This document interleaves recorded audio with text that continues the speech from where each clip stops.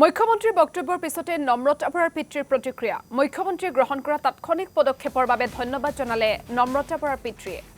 আৰক্ষীৰ তদন্তত ঘটনাৰ প্ৰকৃত ৰহস্য পোহৰলৈ আহিব বুলি আশাবাদী নম্ৰতা বৰাৰ পৰিয়াল।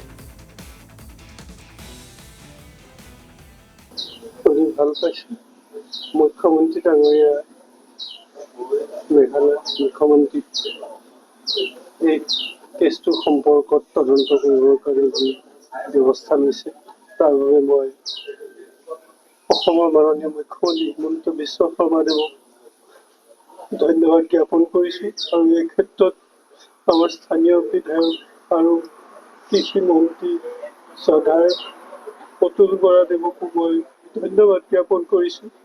তেখেতসকলে মুখ্যমন্ত্ৰীৰ লগত আলোচনা কৰি যি ব্যৱস্থা লৈছে তাৰ বাবে মই ধন্যবাদ জ্ঞাপন কৰিছো আৰু এটা সঠিক যাতে তদন্ত হয়, সঠিক তদন্ত কৰি প্ৰকৃত দোষীক যাতে